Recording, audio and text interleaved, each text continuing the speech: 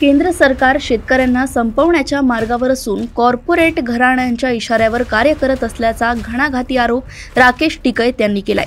अकोल्यातील मराठा मंडळ स्थित स्वर्गीय ॲडव्होकेट नामदेवराव पोहरे सभागृहात किसान ब्रिगेडच्या वतीने शेतकरी लूट वापसी संवाद सभेला मार्गदर्शन करताना ते बोलत होते।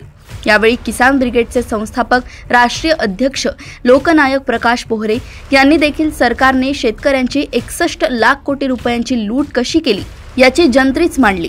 दिल्लीतील शेतकरी आंदोलन चांगलेच गाजले होते। त्याचे नेतृत्व संयुक्त किसान मोर्चाचे प्रमुख नेते राकेश टिकैत यांनी केले होते। टिकैत यांना कालच संपूर्ण राज्यात गाजलेल्या शेतकरी लूट वापसी संवाद सभेला प्रमुख वक्ते म्हणून किसान ब्रिगेडचे संस्थापक राष्ट्रीय अध्यक्ष लोकनायक प्रकाश पोहरे यांनी बोलवले होते।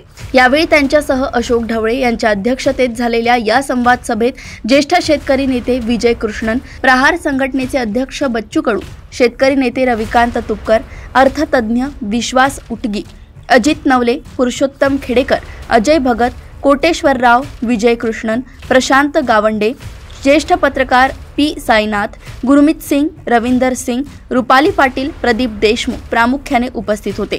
संयुक्त किसान मोर्चाच्या तब्बल 13 महिने चाललेल्या शेतकरी आंदोलनामुळेच 3 कृषी काळे कायदे सरकारने रद्द केले। पंजाबच्या शेतकऱ्यांप्रमाणेच विदर्भातील जनतेत आंदोलनाचा करंट आहे। हा करंट शासन आणि प्रशासनाला जाणवला नाही तर हक्काच्या लढाईसाठी प्रकाश पोहरेंसोबत अधिक उग्र आंदोलन करायला मी तयार आहे, असा निर्धार राकेश टिकैत यांनी व्यक्त केलाय।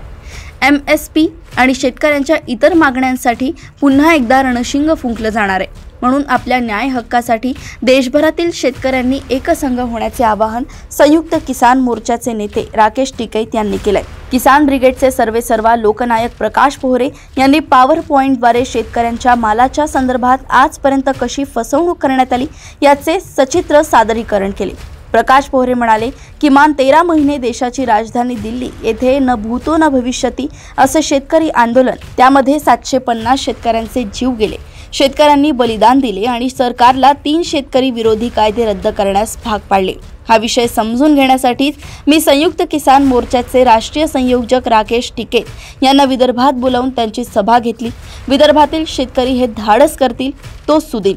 केंद्रासोबतच राज्य सरकारनेही शेतकऱ्यांची लूट सुरू केली असून अद्यापही सोयाबीन खरेदी केंद्र सुरू करण्यात आली नाही। यामुळे सणासुदीच्या मोसमात शेतकरी अडचणीत असून खरेदी जर त्वरित सुरू केली नाही तर राज्यातील मंत्र्यांच्या घरी आंदोलन करण्यात येणार असल्याचा इशारा प्रहार संघटनेचे बच्चू कडू यांनी संवाद सभेत दिलाय। सोयाबीन प्रक्रिया केल्यानंतर 82% सोयापेंड आणि 18% तेल निघते।